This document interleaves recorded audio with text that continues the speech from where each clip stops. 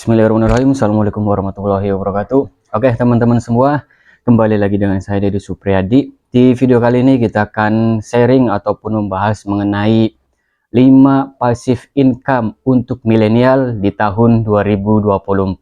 Nah, namun sebelum ke pembahasannya, seperti biasa untuk teman-teman, kawan-kawan dan para sahabat semua yang belum subscribe, silahkan subscribe channel ini dan jangan lupa untuk nyalakan loncengnya. Terima kasih untuk teman-teman yang sudah subscribe, dan kita lanjut untuk ke pembahasannya. Oke, untuk teman-teman semua, 5 passive income yang mungkin bisa dicoba untuk teman-teman milenial ataupun generasi Z, yang mungkin juga bisa menjadi salah satu poin untuk mengatur keuangan di tahun 2024 nanti. Ini adalah hal yang sudah saya lakukan dan semoga ini juga bisa untuk dilakukan oleh teman-teman.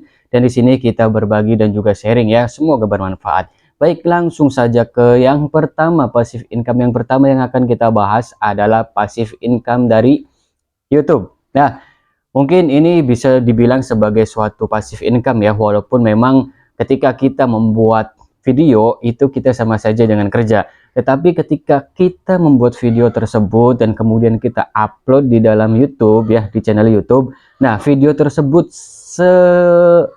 sepertinya ketika kita tidak pernah hapus ya, itu pasti akan mendapatkan uang. Artinya dengan syarat channel teman-teman sudah dimonetisasi. Selagi teman-teman tidak menghapus video yang teman-teman upload sepanjang apapun itu, maka video tersebut akan mendapatkan uang, dengan catatan tentunya video tersebut masih ditonton oleh viewer ya, atau para penonton. Oleh karena itu bisa dibilang YouTube ini bisa menjadi passive income ya, karena untuk mendapatkan hal ini juga mungkin teman-teman yang menjadi konten kreator dan juga mungkin sudah berada di dunia YouTube ini mungkin memahami bahwa untuk memonetize dari channel YouTube itu mempunyai banyak kendala dan juga usaha yang cukup panjang ya, karena memang persyaratan yang luar biasa. Dan apalagi hari ini ya, memang untuk YouTube pada tahun 2023 kemarin ya, sekarang masih 2023, hanya saja ketika memang nanti di 2024 ini semoga saja memang ada peraturan yang terbaru ya. Kalau di tahun 2023 ini aturan yang terbaru dari monetisasi YouTube itu bisa dari hanya enggak memakai 4000 jam tayang, tetapi memakai dari view ataupun short ya, dimana short ini mendapatkan monetisasi juga di tahun 2023 ini. Nah, tetapi memang kebanyakan jalur untuk monetisasi YouTube ini masih menggunakan jalur 4000 jam tayang dan juga 1000 subscriber. Inilah yang teman-teman harus usaha lebih awal untuk konten kreator yang baru ya, untuk YouTuber pemula. Tetapi ini juga bisa menjadi salah satu yang bisa teman-teman ambil ya untuk di tahun 2024 nanti.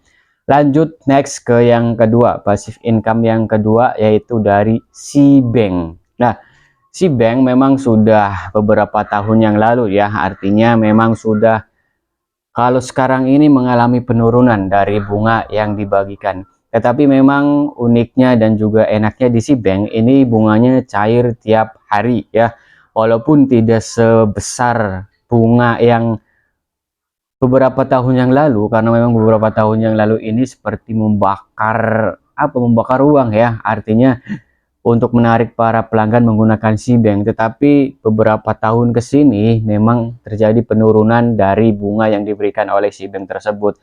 Yang terakhir yang saya tahu kalau tidak salah itu bunganya hanya 3,75% ya, itu per tahun. Tetapi juga di Cbank itu ada deposito yang bisa diambil ataupun dalam jangka waktu tahunannya per tahun itu bisa mencapai 6%.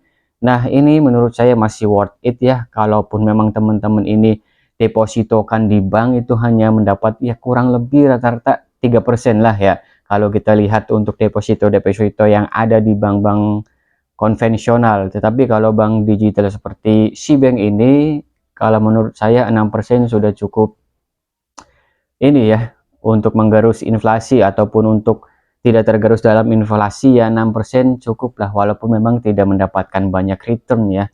Tapi ya selagi memang untuk ditabung, kalau menurut saya lebih baik didepositokan. Pilihannya ya di Cbank kalau menurut saya, karena Cbank sudah terbukti aman ya dan juga diawasi oleh OJK. Itu yang kedua. Kemudian passive income yang ketiga itu dari neobank. Kalau tadi itu Cbank, sekarang neobank. Nah, neobank ini memang salah satu yang menjadi bank digital ya, sama seperti Cbank yang tadi kita bahas. Namun untuk neobank ini kita bisa lihat sampai hari ini bisa mendapatkan return hingga 8% ya. Itu dari deposito ya. Tetapi memang ini sedikit lebih baik daripada Cbank kalau menurut saya, kalau pilih saya, karena bunga yang ditawarkan ini sedikit lebih besar, yaitu mencapai 8% di deposito ya untuk sampai saat ini. Tetapi untuk per tahunannya, untuk bunga per harinya ini juga bisa ya untuk di neobank, tetapi hanya kalau tidak salah hanya 6% ya, 6% atau 5% untuk neobank saat ini. Beda dengan yang beberapa tahun lalu seperti Cbank ya, sebenarnya bunganya itu besar ya tiap harinya untuk beberapa tahun yang lalu. Tetapi untuk tahun yang sekarang mengalami sedikit penurunan ya. Itu untuk yang ketiga. Yang keempat selanjutnya yaitu dari passive income yang keempat adalah dari dividen. Nah, apa dividen? Dividen adalah suatu hasil ataupun keuntungan dari perusahaan yang mana ini diberikan kepada para pemegang sahamnya. Artinya teman-teman di sini masuk dalam dunia investasi saham ya. Dan juga ini memang banyak sekali perusahaan-perusahaan yang rutin membagikan dividen ya.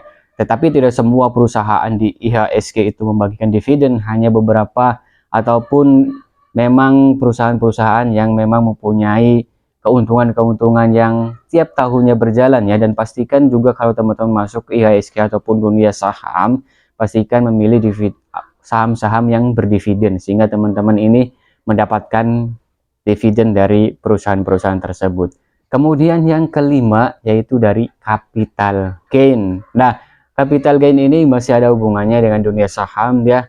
Jadi untuk capital gain ini adalah selisih dari saham yang kita beli dan juga saham yang kita jual. Nah, misalkan kita beli di harga 100, kemudian kita jual di harga 130, ini ada selisih ya. Artinya kita mendapatkan keuntungan dari selisih harga jual beli ya dari saham tersebut, sehingga teman-teman mendapatkan capital gain ya, ataupun persentase yang teman-teman dapatkan dari teman-teman membeli dan menjual saham di pasar modal atau di IHSG. Jadi itu 5 passive income yang bisa digunakan ataupun dipakai ataupun mungkin akan menjadi salah satu tujuan teman-teman untuk nanti di tahun 2024. Itu saja sharing dari saya, semoga bermanfaat. Wassalamualaikum warahmatullahi wabarakatuh.